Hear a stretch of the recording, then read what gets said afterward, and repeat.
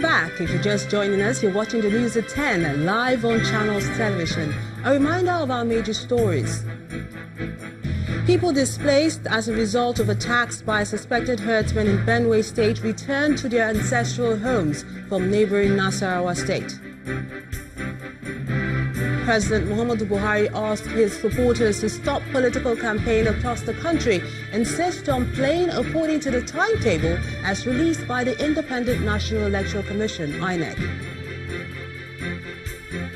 13 of the 23 local government chairmen in Benue State defect to the People's Democratic Party from the All Progressives Congress. And 2 firefighters killed as a raging fire in Northern California forces tens of thousands to flee their homes.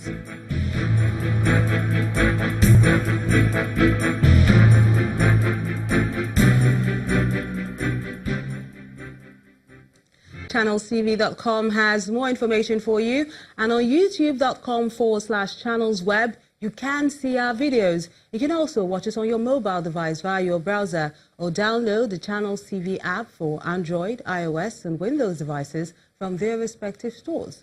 And besides giving you access to news updates on the go, the Channels TV and Channels 24 app has an eyewitness feature, so you can use it to share those pictures, videos or news of happenings around you. Just install the app, then tap and swipe to reveal the menu and follow the instructions. And let's continue talking politics in Rivers State. Governor Nyesom Wike says that the wave of defections amongst politicians of the country does not come to him as a surprise. He mentioned this during the inspection of some ongoing projects in the state, which he promised to complete despite the approaching elections. Our correspondent Emmanuel Ire has the rest of the story. This is the way these workers on sites and youths choose to welcome the Rivers State governor as he continues the inspection of some ongoing projects in the state. It seems a serious task, though, as the governor makes his way on this makeshift cross path. The governor and his team take a look at the judges' quarters and the new Mile 1 market that is under construction, both of which are gradually taking shape. When we make a promise, we make sure we fulfill the promise that we have made. So we have set time without number that election campaigns will not affect us from going further in providing the basic infrastructure needs of our people. And then Governor Wike delves into the issue of political defections across the country. As the ruling party that has a majority before now in the 2 chambers, had never had it easy because the people who are representing them know that they have nothing for the people. So that, in fact, for me, it's even late. I expected this in more than a year ago. And I believe that more will happen. As preparations for the elections approach fever pitch, the people may be counting on fulfilled and unfulfilled promises by politicians to decide who gets their votes. Emmanuel Ire, Channels Television News. From Rivers, let's move to Ondo State, where a former chairman of Akure North local government area, Mr. Dele Fagoriola, has been abducted by gunmen. The politician was abducted this afternoon by 7 gunmen at his farm in Iju, located along Akure-Ikere-Ekiti Road.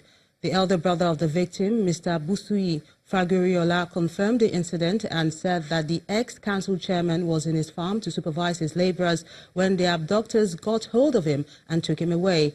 He said the kidnappers, who were said to have used masks to hide their identities, have not made contact with the family to demand for a ransom. The public relations officer of the Ondo State Police Command, Femi Joseph, is already investigating the incident. And to other matters now, the Secretary to the Government of the Federation is asking for a strong synergy between the newly inaugurated governing board members of federal parastatals and their chief executives. The SGF made the appeal at the induction of the first batch of the recently inaugurated governing board members. According to him, President Buhari approved the inauguration of the board in order to provide proper governance and oversight structure for government agencies and parastatals. On February 27th this year, President Buhari appointed 209 board chairmen and 1,258 board members for government agencies and parastatals. Efforts to ensure good working relationships between these board members and the chief executives of government organizations is the reason why the Bureau of Public Service Reforms is organizing this induction for board members. The crux of the discussions center on the urgent need to form a strong synergy, reduce wastage, and seek ways to grow government business interests. As board members and chief executive officers, you have the responsibility to provide the kind of leadership that your agencies need to thrive. At all times, you must think about the ways in which your agencies are creating value for your shareholders and by extension to the public, and actively seek opportunities to drive innovation in your respective areas. Earlier on Thursday, the Secretary to the Government of the Federation had noted in a press release that the poor and unhealthy relationship existing between governing boards and their chief executive officers has become very worrisome to government and unacceptable. In the past, the Public Procurement Act is often not respected, especially when contracts are awarded, often leading to frictions between the board and the chief executives of some agencies. However, the SGF and the Bureau of Public Service Reforms are hoping that this will change going forward. What I've been doing over the last few days is to ensure that these boards, the chairmen and members, key into the policies, the programs, and drive of government in delivering public goods to Nigerians, because these are the implementing agencies. We have heard of some board members trying to change signatures of their agencies on TSA or trying to change TSA accounts. So instead of them coming to help the chief executives and government to deliver, problems have been noted. So this is just in our attempt to make sure that synergy is improved, quality of service delivered to Nigerians is improved, and for them to help our employer. The public service remains government's major service provider in Nigeria. It is the operating arm of government responsible for implementing policies and programs of government, hence the urgent need for a cordial relationship with their various boards. The Minister of Agriculture and Rural Development, Audu Ube, is calling for a reduction in the interest rates charged by commercial banks on loans to farmers. This, according to him, will enable farmers fund their businesses properly.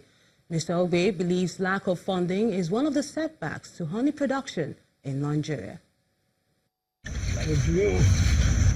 It's a typical work day at the farm of Gideon Dagunduro. His workers are on ground to assist. For over 24 years, he has nurtured one of his dreams, bee farming. He describes the business as a gold mine waiting to be tapped.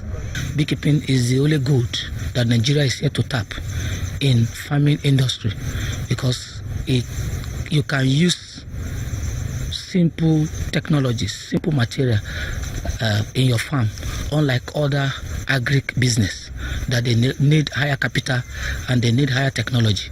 But this lucrative career he has chosen for himself comes with some challenges. What we want the government to do for us, one, is to assist us with financial support, how we can access loan, because we are grassroots beekeeper based in FCT here, and by God's grace we are into cooperative society. Some of our farmers, they have little capital, so we want to expand our apiary, we want to fence our apiary, we want to secure this place. If you have 100 apiary, if it is not secure, just find out the cattle rustler will attack it and they will vandalize it. So we want the government to support us with financial support, and not only that, we want more training. Essentially what we... The Minister of Agriculture proffers some solutions for these and many more questions on the minds of bee farmers. We need to support them. We need to find cheaper funding for agri. It's a major challenge. Even the 9% of the CBN is not good enough. I'm saying so because I'm not new in this business. Every other part of the world is doing 3.5%. So these are the issues. funding, encouragement, interactions like this will be there. Give us 2-3 years, we can tell the world that we are top of the range and big players in the league. In September this year, the federal government plans to host the Afri-Expo, a forum which will bring together leaders from the African region on how to harness the potentials in bee farming. Apiculture is also one investment that can provide employment opportunities, revenue generation, and wealth creation. However, beekeeping as a commercial venture is still largely untapped in Nigeria, as the country meets domestic demand for honey mostly through importation from producer countries. Nigeria currently produces 15,000 tons of honey and 2,500 tons of bee wax annually. Experts are of the opinion that the sector can generate about $240 million for the nation annually if put them back harnessed into the box. And staying with agriculture, some communities affected by the Boko Haram insurgency in Adamawa, Borno and Yobe State are to benefit from an agricultural input support for farming this season, thanks to the Victims Support Fund, as the intervention body flags off the rain-fed farming intervention program in Madagali local government area of Adamawa State. Scenes of what is left of Gulak community in Adamawa State after Boko Haram attacks.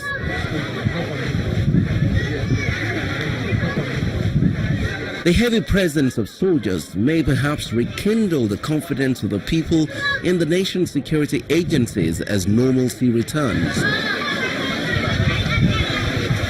Obviously, these children are the happiest as they can now breathe fresh air after months of horror and anguish from the insurgents. But they have a bigger issue to worry about, and that is their survival, since most of their parents are farmers. The Victims Support Fund is not unaware of these concerns, and that probably explains why they have considered supporting with farm inputs peasant farmers, most of whom are widows ahead of their rainy season. Victim Support Fund is not just about reconstructing physical infrastructure. More important to us is how we touch the person, how we touch the people, the human beings that have been affected by this insurgency. He says the rain-fed farming intervention is targeted at supporting victims of insurgency and facilitates the restoration of livelihood through economic empowerment of households in the northeast. The Adamawa State Coordinator of Adama 3, Muhammad Kabir, gives the assurance that the beneficiaries would be registered for necessary guidance and support. Already we have formed them into a cluster of 20, but they were not activated. I mean, they were not registered. And I thank the Fadama boss for giving us this assurance that they are going to help us, to make sure that we put them into a cluster so that they can be able to work together. Because working together in a cluster means a lot of things. Other speakers lauded the VSF for its support to the people, while the chairman of Madagali local government area says the council has constituted a monitoring team involving security agents to arrest and prosecute anyone found selling the inputs. May I, at this junction, inform the gathering that the local government council has formed a monitoring team to see that all the earmarked items are received by the beneficiary and properly utilized. Any attempt by any beneficiary to sell this item will be dealt with, and the item will be seized from the person and be given to those who are willing to farm. Some of the beneficiaries believe the gesture will go a long way in ameliorating their sufferings. It was very encouraging that our local farmers will improve now in Madagali local government. We thank God and we thank the Victim Support Fund. And we are happy to tell them that at least we appreciate their effort, and we'll be very glad to make sure that at least we utilize what they have given us and we will make sure that at least these things given to us, we shall not sell it. They are also hoping that the inputs will not only help the growth of their plants, but will give them the needed encouragement to go back to the farm and contribute to the nation's economic growth. When the news at 10 returns, Central Bank to maintain periodic open market operations despite new lending window through commercial papers issuance. That's on Business News. Join us again.